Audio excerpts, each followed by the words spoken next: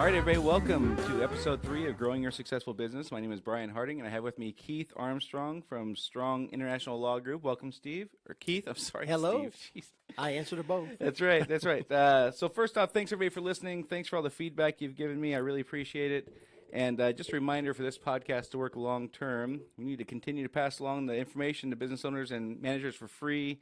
We need to grow the audience, so don't be afraid to tell a friend, and don't be afraid to tell a coworker, an associate. I'll update a couple things for you for me. I have some new contact information. We have growingyoursuccessfulbusiness.com up and running, as well as brianlharding.com up and running. You can find the links to Facebook, so you can watch the live videos on there. The YouTube links can be found on there as well. And you can email me at brian@brianlharding.com if you have an idea for the show, if you have a question for our guest. I can't respond to those live just yet, but I'm going to be sending out who we're going to be having in weeks to come. So if you have questions for those guests, email them to me at brian@brianlharding.com, and I'll be sure to address those questions. Also, if you'd like to be a guest on the show, we're looking for successful business people willing to share their stories, folks who come in and explain what their successes have been, what some failures have been, so we can all learn from that. Also, I'm looking for some industry experts like HR and employee engagement experts, sales experts, and who knows, all kinds of other things. Anything has to do with small and medium-sized business is what we're looking for.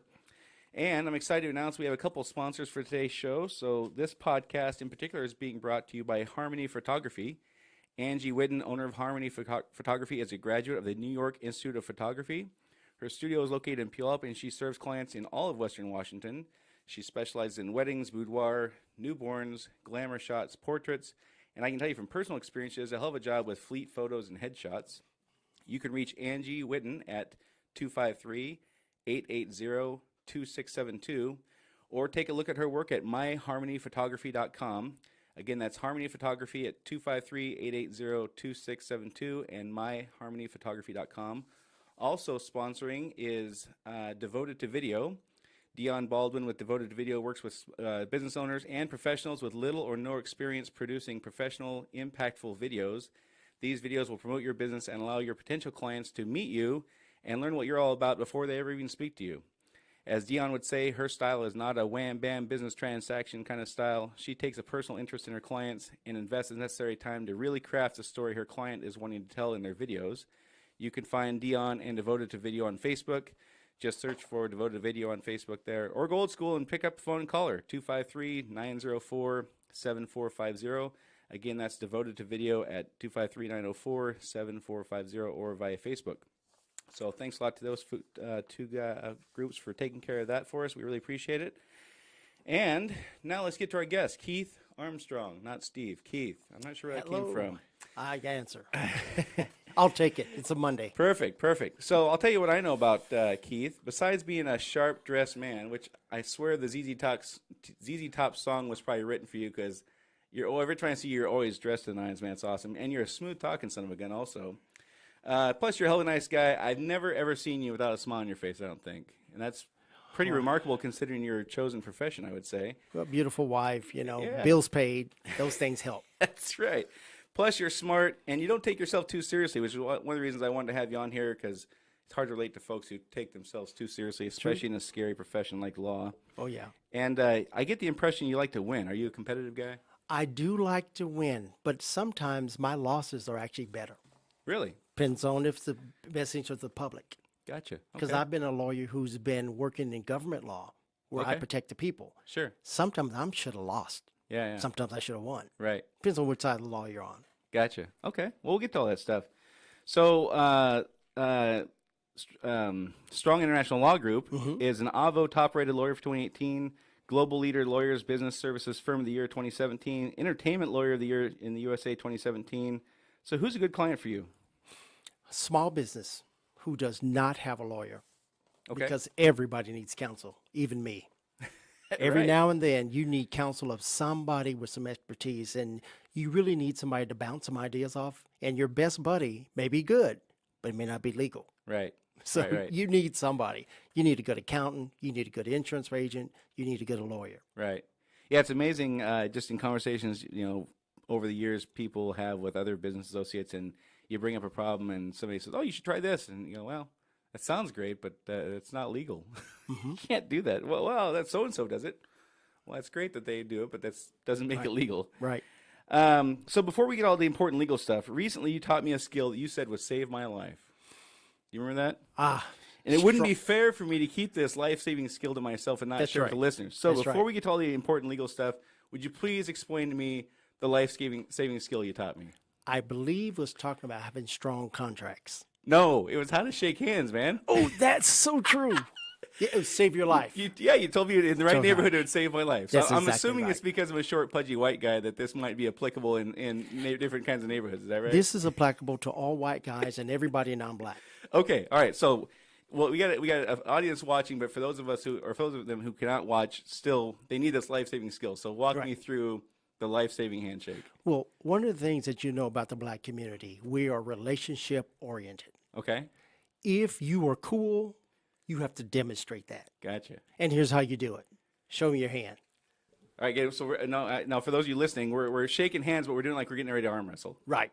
And then you do part two. You slide back and you do the fingertip grasp, That's right. and then you shake it a little bit. If you do anything else, you are a perpetrator, you're an imposter, you will not be cool.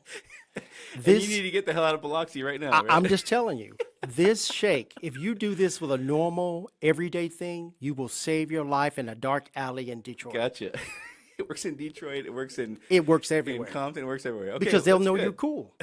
Right. That's all everybody wants. Everybody wants to be So cool. I don't and give safe. out the appearance right from the get go that I'm cool. I got to demonstrate that. You got to demonstrate All it. right. Okay, well, that's good to know. Save your life. All right. So also, since we're both in industries, we're often the butt of a joke. At some point Yes. before we wrap up, I'm going to ask you for your favorite lawyer joke, but Okay. we'll get to that later on. So you and I first met in 2012, Mm-hmm. and our business was less than a year old. I think I reached out to you in February 2012, so we Right. would have been about 10 months old. And I had a ton of questions. We were completely ill prepared to even be in business in some ways. We did the Legal Zoom startup, which Yep. we've since, of course, solved all those problems. But one of the things you said to me that has stuck with me for 7 years now, and I asked you about it when we first kind of reacquainted several months ago. You told me something that just really stuck with me, like I said, and it was you need to approach every transaction from a position of strength. Yes. What does that mean? Well, you want to have confidence in what you're doing. And when you're prepared to engage in business, it's not just saying, I want to sell you this service for a fee, that I want to give you I want to give you a service that's going to be fair and you're going to feel good about it. But if you don't have your contracts correct, if you don't have your approach correct, if you don't have your service correct, you may make a severe mistake with that customer. So you need to be prepared to treat the customer to provide the proper service for the proper price and give proper response. Right, right. Okay. So how can both parties in a transaction have a position of strength? One, you've got a good product. Crappy products creates violence. Right. You do not want a crappy product. All right. Those are the persons that come and throw bricks in your window after you provide the service. Sure. You don't want crappy service. You want a good product and good service. It keeps people happy about you and spreading good positive. The negative stuff just creates more havoc in your world. Right, right, right, right. That makes sense. My guess is because the law is scary and lawyers are expensive, people are very reactionary when it comes to the Yes, law they and are. getting attorneys involved and things like that in any given situation. They're probably more likely to do that than be proactive and think, hey, Right. 6 months from now I'm going to need this, or 18 months from now I'm going to need this. Even though those things are fairly predictable, you're going to need operating agreements, you're going to need contracts, you're going to Right. need to resolve. You're going to make mistakes. In our world, in the plumbing world, one of the reasons I first met you was we had a failure in a crawl space, and we flooded a guy's crawl space. Mm-hmm. And it cost $1,400 in damage or something like that, I think. Those things are going to happen in life, and Right. it seems to me that people just assume that that's not going to happen to them. They're special somehow, and they're not prepared. And so when they get somebody involved like yourself, it's oftentimes too late. Right.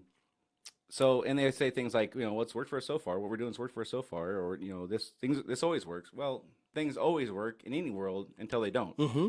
and That's then right. then you're in deep water, right? So, what are some typical things that people come to see you about where you go, man, I wish you would have saw this coming or addressed this, 6 months ago, or been prepared in some way for this? What are some things that you see where people come to you and you're like, I'm here to help you, of course, It's not too late in the sense I can't help you, but it would have been much better for everybody involved had you planned better. Right. One of the things that people come to me where they've really missed the ball is they have no insurance, no protection, no liability, no nothing. They just open up shop and just start doing business, not protected in any way. That's scary. You would not drive your car without insurance. This is illegal in this state, Right. but it's just too dangerous. And one of the things that insurance does, as well as attorneys and accountants, is we give you procedures to protect your business from things that go wrong, because they will go wrong. Murphy's Law is the only law that's constant in Washington. Right. It will happen every time, but if you try to be as proactive as you can, you're not going to remember everything. But that's where their attorneys come in. They're trying to help you fix the issues because they're going to be issues. Right. But what I like to do is help people be more proactive. Use your attorney as a sounding board, not as a fixer, because it costs more when you fix it. Right. It's much less expensive if you prepare for it. Sure. Get you a contract. Right. Don't, instead of getting the insurance to pay for the damage, get a Right. contract to stop the damage. Right. Yeah. Yeah, it's interesting how reluctant people are to law is a great example. Insurance is another. Accounting is certainly one. Banking to some extent. HR, good grief. People, again, I said that, I think this last week I said this, that people open up their shop and they know how to make their widgets or sell their widgets or Right. whatever their skill is that they've opened their business to do. They don't know the law, they don't know accounting, they don't know HR, but they assume that they are qualified to make decisions that they have no business making. Right. And they're afraid to reach out to somebody because it's going to cost me $300 an hour or $600 an hour, whatever it is for an attorney. And that 15-minute conversation is going to cost me $75. Well, okay, that's true. But not having that conversation and making a poor choice could cost you $75,000. Pretty simple math in my mind, right? Oh, yeah. Well, and let me give you an example in HR tax. I used to be a civil rights investigator for the state of Washington. And one of the things you want to do as an employer or a business or as a service provider, treat everybody fair. Right. If you treat everybody fair, even if you treat everybody bad, at least it's fair. If you treat everybody good, at least it's fair. Right. It's that unequal treatment that gets you in trouble. So instead of contacting your attorney to say, hey, how should I do this? You make the mistake. And now it's a $20,000 fix, Right. not a $300 fix. Right. So if you treat everybody fair, it's going to be less expensive down the road. But you don't know, how is this? You get a favorite employee and you give that employee all the benefits and the rest of them you give nothing. Right. And then somebody files a complaint. Even if it's a false complaint, you still got to pay Right. to defend yourself. Because the complaint, the cost of defending a false complaint, Thousands. going all the way to trial, it could be $50,000 or $100,000. Yes. And the person wants a $10,000 check to go away and be quiet. The Yes. math works out. You just write the check. Yes. Or it could have been a $300 consultation with your attorney to stop it from the beginning.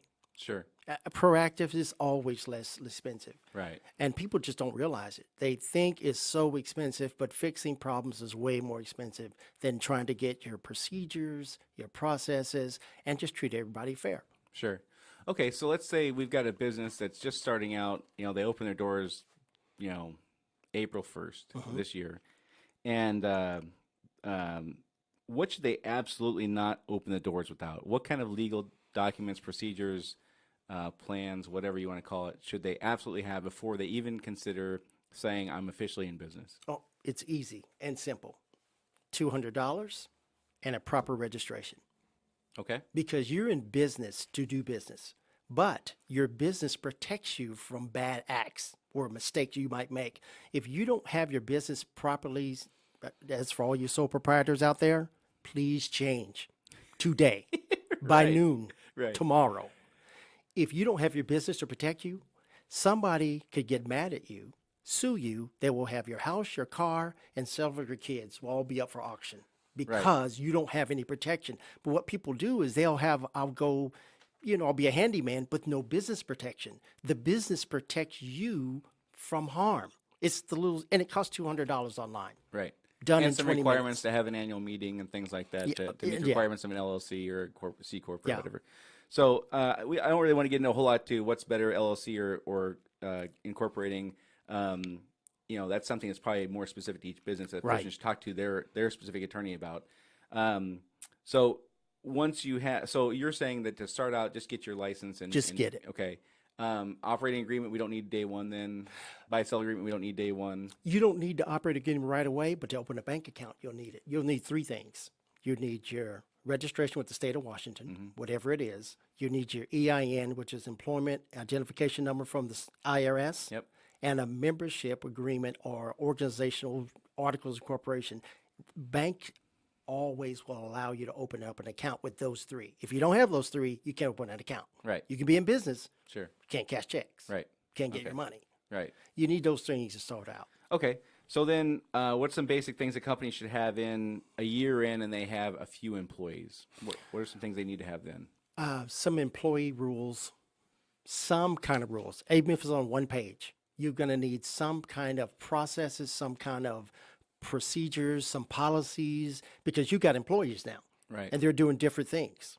How will you treat those employees? You've got labor and industry rules. You've got human rights rules. You've got city rules. You've got now minimum wage rules. You have all that. Put down something basic. Right, and I can speak to that a little bit. One of the things that we learned pretty early on was we just made decisions on things, and they were probably good decisions. Looking back, they weren't bad decisions necessarily. But when there was a disagreement, and somebody would say, "Hey, I don't really like the way this goes," and I've called LNI, and here's what they say: that you need to defer to your employee handbook or your policies and procedures manual. Right. And we went, yeah, we don't have one of those. So Right. It's not necessarily like we're writing this document with the hopes of governing with an iron fist with this new tool we're going to whack people over the head with. Right. It's simply because you have to have that as a default position to defend yourself when you make decisions that somebody may not like. Is that a good way of That explaining is it? exactly right. That's exactly Okay. right. It helps you when you, even if it's a or tradition or practice that you do, write it down. Right. It's going to be really helpful because what the law does is they're going to say, did they act reasonably and appropriate? And they're going to look, do you have anything written? If you do, you all of a sudden look reasonably appropriate. It Right. could be a bad procedure. Right. But the main thing is you're going to look appropriate if you have it written down. Sure. And that's what they'll base on say, is it appropriate according to the procedures and is it appropriate according to the law?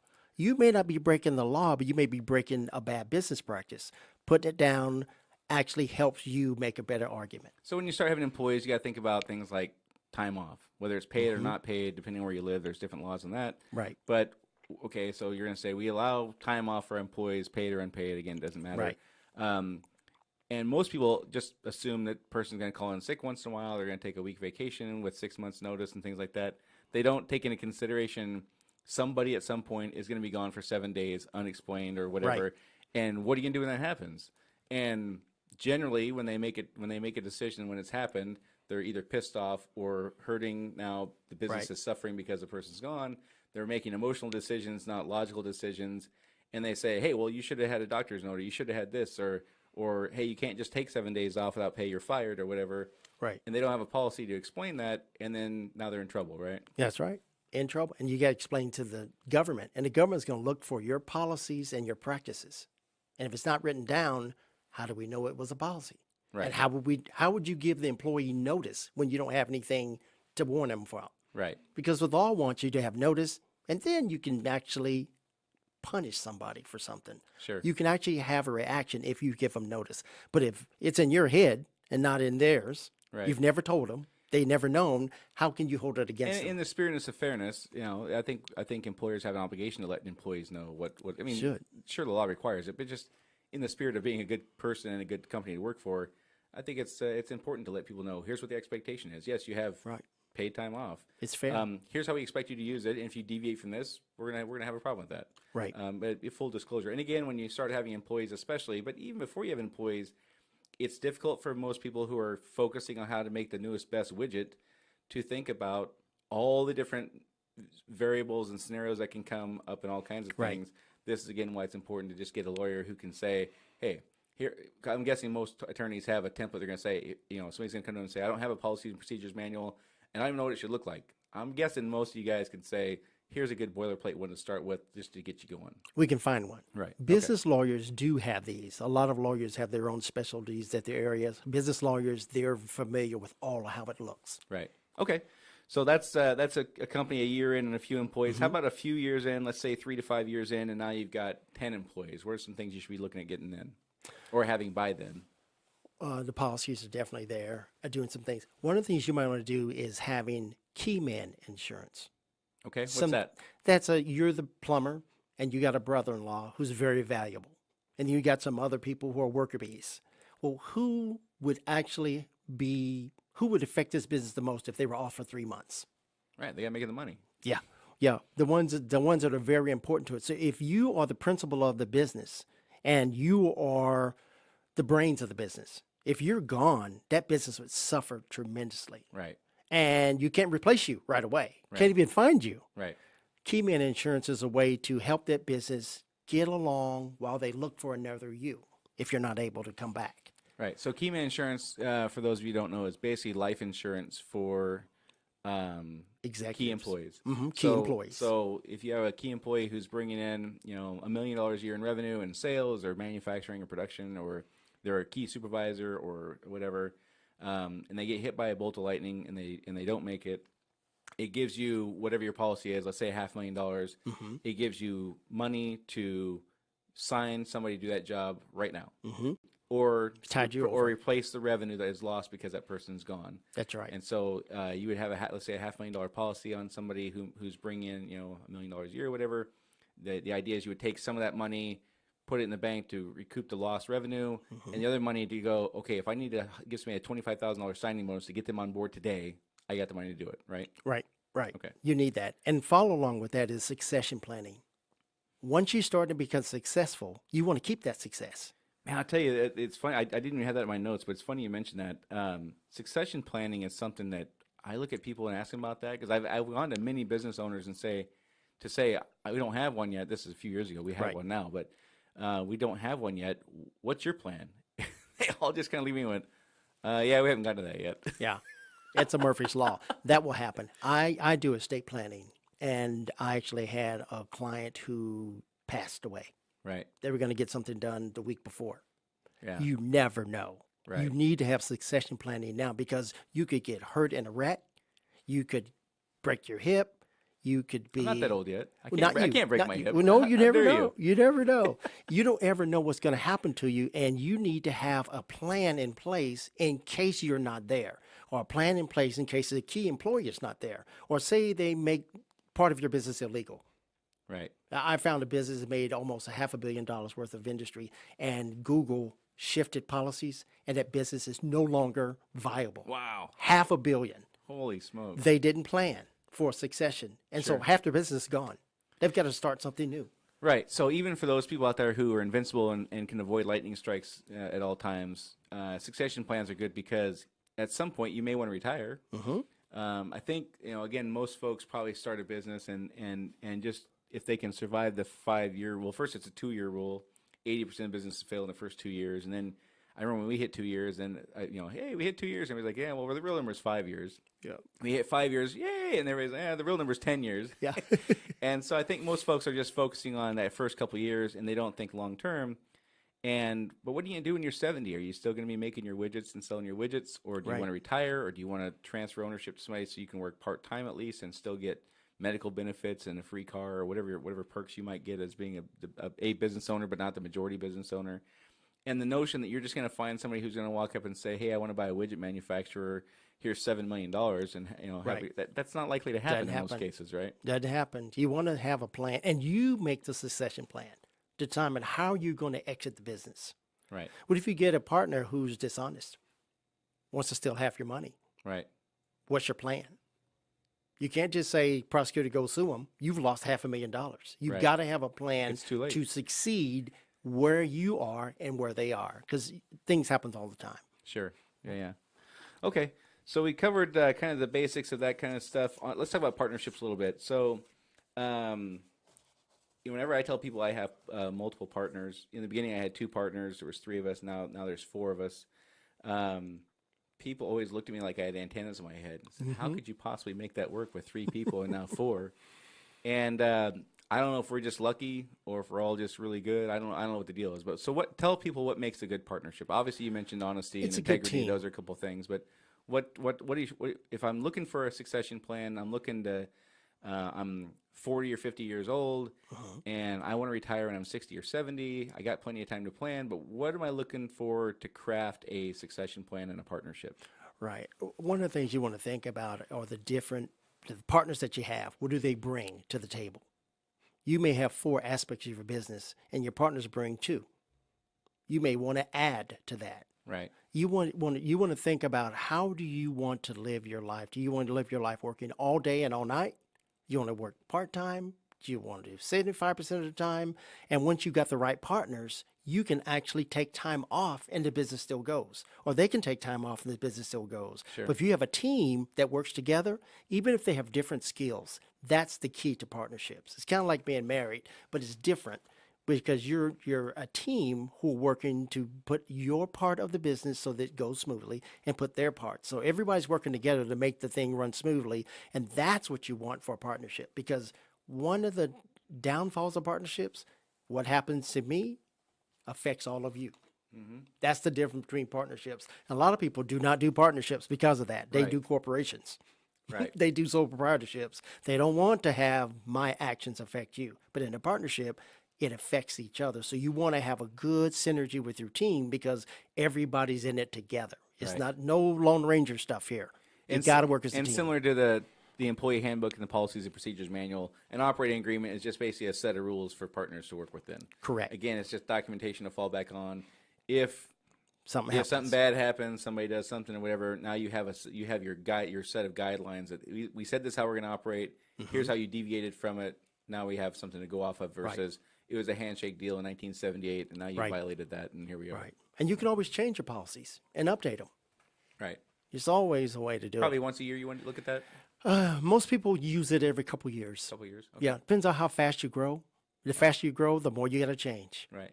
So, looking for succession planning, partnerships, all that stuff. Is it in your opinion better to bring somebody up internally, or is it better to bring somebody in from outside? Internally is always a good idea because they know what's going on. Right. But sometimes externally is the key to making you go to the next level, because they'll have a set of skills that you don't know and don't have, and neither do any of your employees, but it's going to help you go to another level. Sometimes it's a diversity of thinking. Sure. There are some people who got some brilliant marketing ideas. They can't do the paperwork, but they're great for the marketing. Right. They come in there, your business just shoots up to the top. You take care of the paperwork, they take care of the marketing. Now you're going to another level, and they never knew anything about your business. Sure. Okay. So let's talk about buy-sell agreements for a minute. So buy-sell agreements are just that if somebody wants to buy the business, sell the business, becomes disabled, gets hit by that bolt of lightning. It explains what happens to their share of the business. Is the Right. family inherited? The family not inherited? All that kind of stuff. Again, the key man insurance you talked about there Very would important. cover those situations where if a partner were to pass away, you could just cash out their estate and they're out. Yeah. They're done. That way, you don't have that person's spouse now as your partner. That is the issue. That I can't imagine that that's very successful in many cases. Just bring somebody who has not a lot of knowledge about the business and Yeah. and the timing and that kind of life event happening would certainly not start things off on the right foot, I wouldn't think. Question for you: so if my partner is my spouse, do I still need an operating agreement and a buy-sell agreement? Yes, you do. Why is that? Well, because we're a community property state, half of what you have is your spouse's, whether they know it or understand it. It's theirs. And that means all of your partners, half of yours is theirs also. And you want to have this information in your buy and sell agreement, in your succession plan, because as you just pointed out, I have a clear example of a small business with 3 partners and 3 spouses. One of the spouses is not a very pleasant person. This is not our business, by the way. No, right? not Yeah, yours. okay. It's not a pleasant person. And they're worried that if something happened to that person, the spouse would actually come in. Right. Knows nothing about the business, don't even care about the business. Just wants to hammer a paycheck. That's all they want to do. Yeah. And the succession plan says, if this happens to you, this partner, here's how we're going to handle it. You want to have that written down because the spouse is going to get a lawyer Right. and they're going to come raid the pantry. Right. So one of the things I think that happens in these situations and just in life in general is these are not pleasant conversations to have. So people avoid them and they use the excuse probably that the lawyer is going to be expensive and we'll get to it next week or next month or next year. And really, they're just kicking the can down the road to avoid having this unpleasant conversation about, hey, if you get hit by a bus, I don't want to deal with your spouse. Sorry, I love you, brother, but Right. this isn't something I want to do with the rest of my Right. life. That's not going to be a very fun conversation, so let's just avoid it. The thing actually happens, the bolt of lightning actually strikes, and now you're stuck with this partner you didn't want, all because you didn't want to have this uncomfortable conversation. Right. Is that kind of the crux of most legal problems? That's the part. That's just the start of your problems. Right. Okay. Or say that spouse becomes alcoholic. Right. They're one third of the business, and they can't even stay sober. Right. What do you do? What do you do? Well, it's not much you can do, but you didn't write it down. So it's real important to have these contingencies in your operating agreements because these things will happen. Sure. Especially with America, how we're changing. People are so mobile. They get married, they're divorced, get married again, they're divorced. Right. And now the grandson is running the company. Right. You don't want that. You Sure. want to control what you're doing. And so you have to write these things down. And when you have employees, you have an obligation to your employees to make sure that their livelihoods are protected and things like that. Yeah. They want stability. Yeah, people want stability. It wouldn't be fair to do that. Okay, I think we beat that to death. Let's talk about contracts. So one of the things that I'll just start off by asking, what do you see that people do well when it comes to contracts, besides having them? Let me mention this one because this is tax time. This is going to be real important.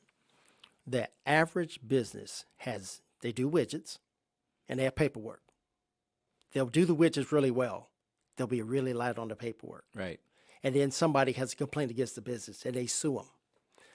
You know what the biggest thing that's going to protect the business? Not having the registration. Did you have a meeting?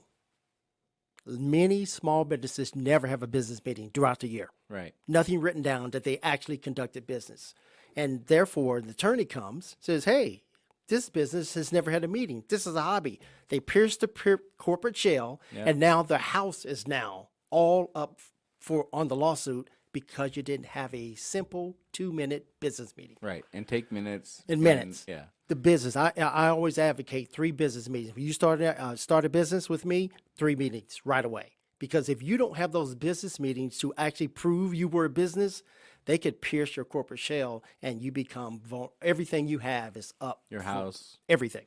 your cars, And your future earnings your are future, yeah. all gone because of a simple 3-paragraph meeting. Again, if I'm a husband and wife proprietor, still need to do that. Still need to do that. Right. Especially then, because if you're more likely a husband and wife are going to have a hobby than a business. That's what they're going to say. Right. Okay. Very important. So let's talk about transactional contracts. So I always find it interesting when I go by things that, I know a lot of people and I've known them for a long time. I do a lot of handshake kind of things, but Right. I always find it odd and scary when people I don't know very well, we just do handshake deals. Now, it's fine with me in most cases. I mean, I wouldn't allow that to happen if I wasn't comfortable with it. But I think a lot of folks in different industries think they're kind of immune to contracts. Like they don't Right. need them. Because, again, it's always worked for us. Things always go well. Right. And it's never been a problem. Well, okay, it's never been a problem until it's a problem. Yep. And you have a $20,000 order that you don't have a contract on, and somebody doesn't keep their end of the bargain, and now what do you do? So talk to us about when is a transactional contract necessary, when's it not? As a lawyer, I would say have a contract. Every time. Every time. People lie. What? People lie. Stop it. Sexual harassment, false refund. Right. They've got all of these identity theft out there. They will actually send things to you by mail and say you didn't send my What do you mean? You never made an order. Here's my receipt. Right. You got to have something written to show that you've transacted the business. Because the handshake, those days are still good, and it's always good until something goes wrong. Right. Something will go wrong. Right. Murphy's Law. Sure. Even with your best customer, something's going to go wrong. Right. And whenever I've talked to folks about this kind of stuff, I've always said, what's the dollar amount? If it's a $500 deal, and if it goes wrong, and it's like loaning a family member money, right? Right. If you can afford to give it to them and never get it back, then loan the money. Yes. Same thing with the transaction. If it's $500 transaction and you don't care if you don't get your money, then don't write the contract. If it's a $25,000 transaction, and that would hurt if you didn't get paid, Right. you better write a contract. Right.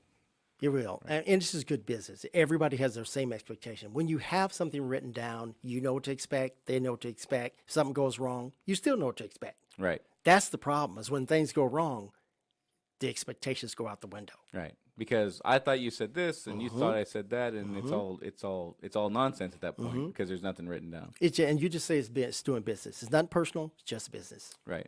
And like in construction especially, somebody's getting something repaired, whether it's electrical, plumbing, roofing, whatever, HVAC, and you call the company to come out and fix things, and they got to put a hole in the wall. Simple things like, well, I thought you were gonna fix the drywall. Well, I'm an electrician. I don't do drywall. I thought you were gonna hire a drywall guy when I was done. Simple things like that can turn, a $200 fix, to get the drywall done, could turn into a relationship ender because you didn't want to take the 5 minutes to just have them sign a contract. Right. Or delay the project, which may cost more. Right. It's really helpful to have contracts. I mean, they don't have to be that extensive, but it's good to have so that everybody knows on the same page. And that's really what you want in business. You want to be on the same page with your suppliers, your providers, your customers, and it's something that everybody knows what to expect when they come to deal with you. Contracts help you. Right. So, excuse me. So, if I'm running a small business, like our sponsors, they are photographers or videographers. A photographer, should somebody in a photography studio, should they have a contract? Yes, they should. Why? Because you make them look bad. What are you gonna say? So if the photographer takes a picture the client doesn't like, then basically our contract's going to say we don't guarantee you're going to like it. Yeah, they need to say that. That's pretty much okay. Yeah, They that need makes to sense. say that because people will lie. Right. Before I came to the studio, I just got a fax from a potential client where someone lied on them. Yeah. I'm just straight up lied. They made up something. Wasn't even in the state. And now they've got to spend money to go defend because they were supposed to be in a working relationship, no contract. Right. So the person said, oh, yeah, I worked for them. The person said, no, you didn't. Where's your contract? Wow. Even volunteers. Volunteer contract. Everybody knows what to expect. Sure. And again, it's for me, it always goes back to people not wanting to have the uncomfortable conversation up front. Here's all the things you're not going to like when I'm done.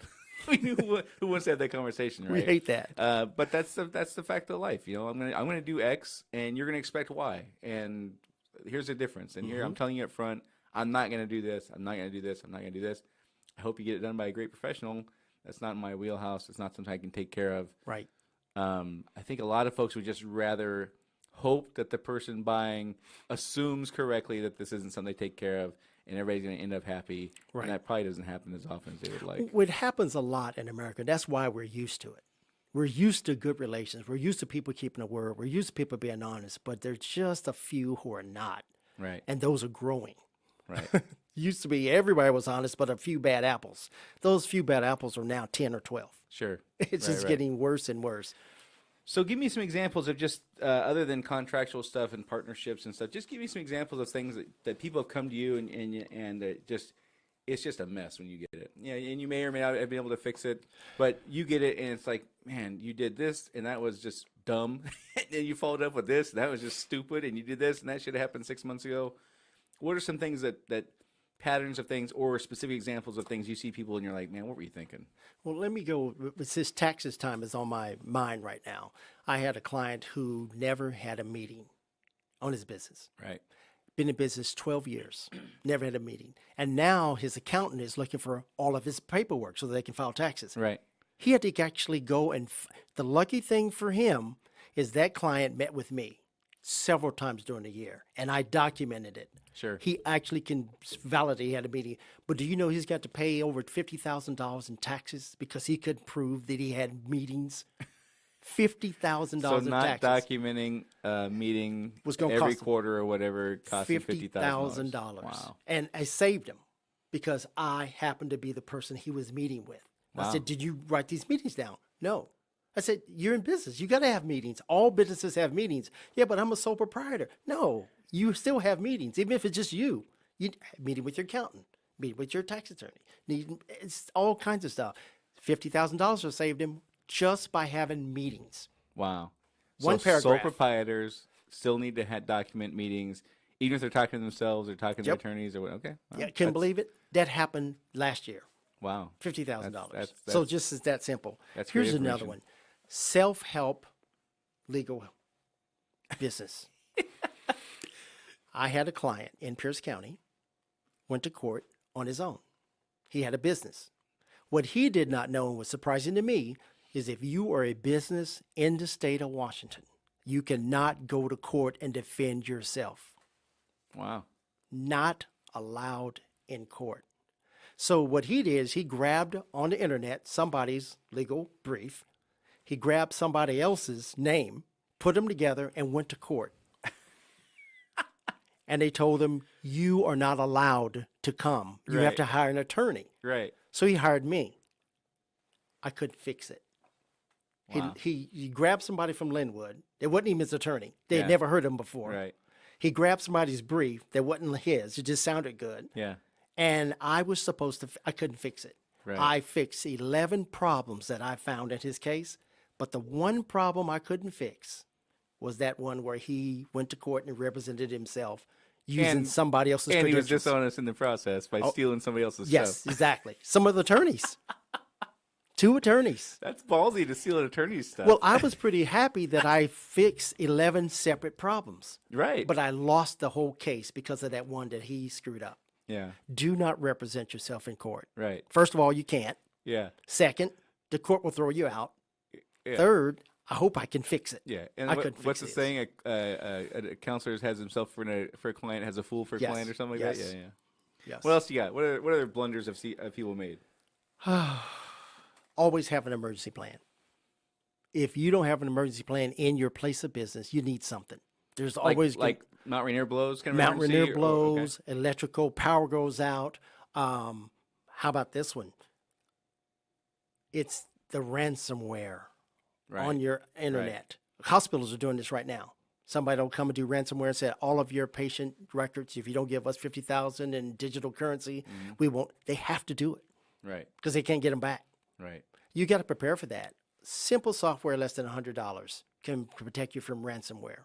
You got to protect these things before they happen, because after they happen, it may take $25,000 just to try to decrypt all of your documents, which is privacy information for your clients. Sure. And then you got to tell all of them Yeah. that all of your stuff is on the internet right now. And you pay the person $25,000, and you just take their word that they're going to go ahead and give it back to you. Yeah. yeah. Okay. Yeah. Good luck with that. Yeah, digital is really critical right now. There's a lot of law firms gearing up to protect people, but it's too late at that point, Right. because most of the lawyers are not that digitally. I mean, a lot of people know digital, some people don't. It's when those sophisticated identity theft companies come. Oh, it's tough. It's tough. Right. So when you say prepare for an emergency, like a natural disaster, Yes. Mount Rainier blows, or whatever, there's a major earthquake, let's say, and people just can't get to work. What is a good thing for employers, or just people, sole proprietors, or whoever? What is that plan supposed to look like? Well, when you have it can be very simple. It just, if we are not able to open, here's our process. If we're not able to physically open our doors, what do? What do they do? How do you continue employee. business? The employee. Gotcha. And it's something you set up so that everybody has on the same page, because some things will happen. We'll have a flood. Think about all the floods that's been happening all throughout America. What happened to those businesses? Some of them, nothing. They actually went under, and they're not going to come back because they didn't prepare for an emergency, which is happening every day now. Right. I mean, Well, crazy weather. Here in Western Washington, a few months ago, we just had massive snowstorm, which we're not, we don't get snow that often, so we're not really prepared for it. So many businesses were closed down for a couple days to a couple, I don't know, 2 weeks, maybe a week though.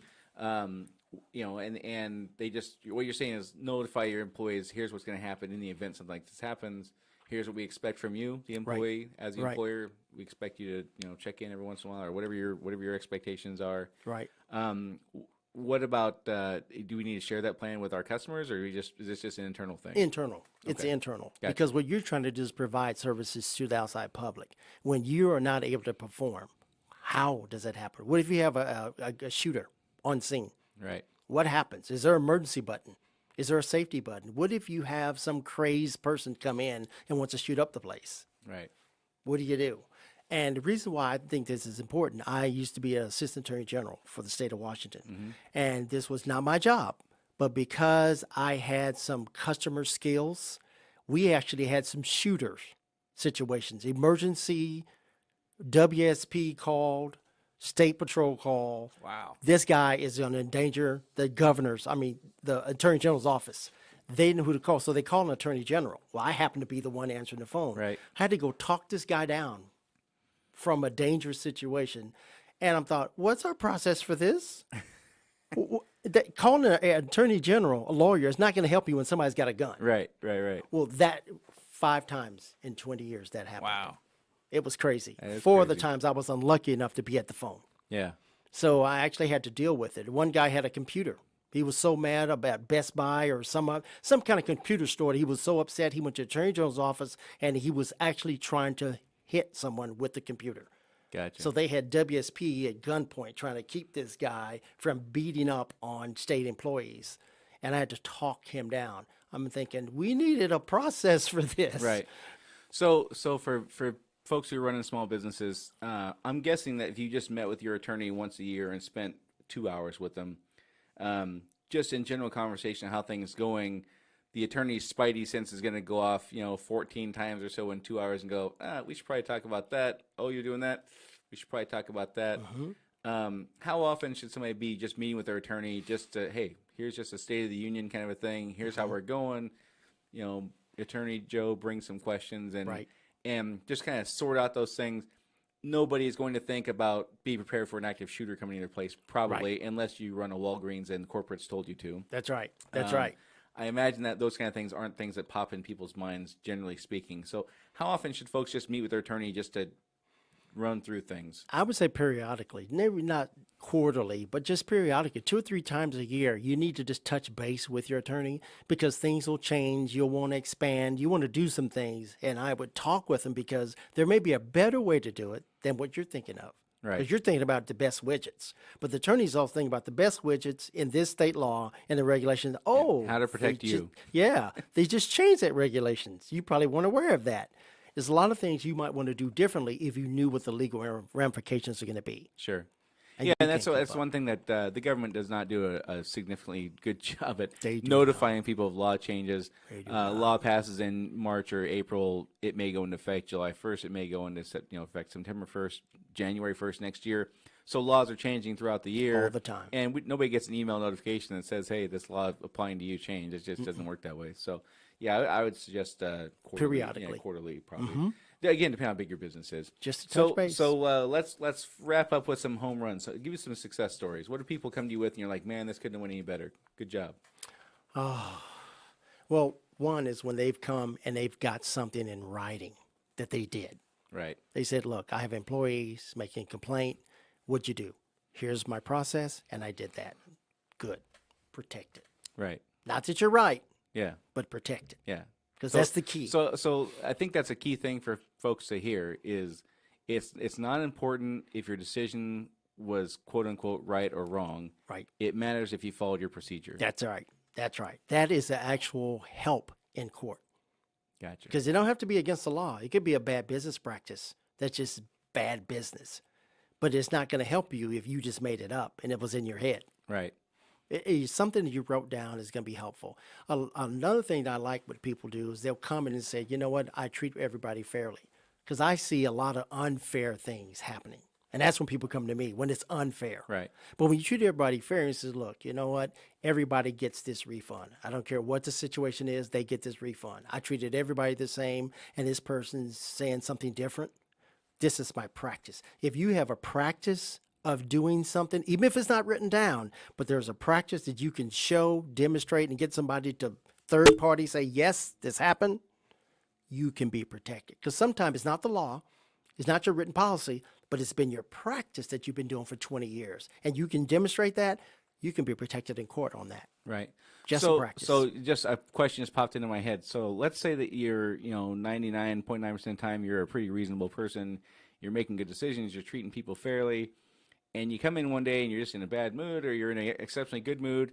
And you just say something that you just shouldn't have. You say something really stupid to somebody who's a protected class, or you make a reference to somebody's age or race or whatever, and you just completely step in it. How do you undo that? What do you do? Here's And the I'm best not part. asking because I've recently done this. Although Right. over my career, I've probably done it, but I don't think I've done it recently. So Here's what helps you. And this is what I've used to defend somebody. What is your practice? If you've had one bonehead statement but you had a whole year of perfectly, that is going to be an outlier. The court is not going to look at you as the bonehead person that made that statement. They don't look at you as this is a person who's been all year, 364 days a year, have been nice and cordial and protected, and they made this one bonehead. That is not going to actually be, because they're looking for practice of somebody being bad, Right. or bad behavior, not one time. So your practice is actually your best defense is your practice. Right. How you are every day can protect you even against the law. So how is that going to work? There would be an investigation. I'm guessing if somebody filed a complaint, they'd come in and interview other employees, and if the employees say, yeah, this Joe Schmo's a great guy, 90% of the time he said something stupid, I wish he wouldn't have said it, but I don't know what got into him that day. That's not how he operates. Is that how they make their decision? That's part of how they make the decision. But sometimes that's the most powerful part, because they won't have an actual smoking gun. Right. They'll have, there's a complaint. Is this, and what they'll do is they'll do an investigation to say, is this complaint legitimate? And they'll ask interviews, and they'll say, how is this person normally? If they say, well, he makes this kind of stuff all the time. Right. They're going to say, well, this is probably true too, even with no proof. Right. The fact that you've made bonehead statements once a month, Yeah. and the 13th time, now Somebody you've made called. another one. Yeah. Well, he'd probably made it, even if you didn't do it. Right. They're going to lean towards you probably have made a bad bonehead, because that's how you are. Right. But if you've made no bonehead statements and you made one, the investigator, government or private, is going to not hold that against you, because you've got a consistent pattern of doing the opposite. Right. So sometimes just being good and nice to everybody Right. helps you, Gotcha. even if you lose your cool. Be a Because good sometimes you might lose your cool. So the attorney is saying, be a good human being. Most of the That's time, fantastic. That's that's going to fantastic help advice. you. It's All going to right. help you. You got anything else? Anything else you want to wrap up with on a positive note? You got any other success stories there you want to give us? The only thing I want to tell you is that sometimes you lose the battle, but you win the war. What do you mean by that? I have had several cases where I've won. I've had several cases where I've lost. But the key is, did the objective actually get achieved? The objective is what you want, not the Right. wins and the loss. Right. Because I can lose a lot of times, but I get to get it done. Or I may win a lot of times, but the problem is still there. Right. Sometimes winning the war is the key, not Sure. or not just the Yeah, battle. I think in general, again, folks who are running and managing small businesses or owning them, you've got a million things on your plate right now, Yes. and forward thinking, weeks, months, even a few days out is a luxury. And people they just kind of get wrapped up in that sprint mentality. And Right. this is a marathon. All this stuff is a marathon. That's true. And Long run. you might have setbacks in the short term, but we again, in my experience, I've certainly had no shortage of setbacks, and our company has no shortage of setbacks on things. But we learned them, we overcame them, we changed our policies, we Right. implemented policies, created procedures, Right. and thank goodness they only cost us the little bit of money. No, in hindsight, now it wasn't that much money. If it would have happened now, Right. it would cost us 5 times as much as him, because we 5 have times 5 as times much. as many employees. So, Yep. Yeah. no, that's a good point. Thanks, Keith. Yeah. And again, thanks for coming in. I really appreciate it. Keith No Armstrong, problem. Strong International Law Group. Again, this podcast was brought to you by Harmony Photography, myharmonyphotography.com, and Devoted to Video. You can find Dion with Devoted to Video on Facebook. And if you like what you're hearing, you're interested in sponsoring this podcast, you can contact me at brian@brianlharding.com. Before I get into next week, what's your favorite lawyer joke? Lawyer jokes are bad for business. Okay, so we'll skip. You'll tell me off the air then. We'll skip the That's lawyer joke. right. I'll tell you my favorite plumbing joke off the air too. then. Okay. It's probably not nearly as good as yours, but next week we're going to have in Doug Hudak with BAM Design to talk about marketing. BAM is an acronym for Branding, Advertising, and Marketing. Doug Hudak has over 25 years of graphic design experience. And again, if you have questions you want me to ask Doug between now and then, pop in your head. Shoot me an email at brian@brianlharding.com. Doug's a super charismatic guy. You know Doug, I'm sure. Oh, he's awesome. He's got a huge personality. I'm really excited to talk to him. Keith, thanks again. You shared some great insight for our folks. I really Thank appreciate you. it. Thanks for coming in. And that's all for today. So thank you all for listening, and we'll see you next week. Thanks.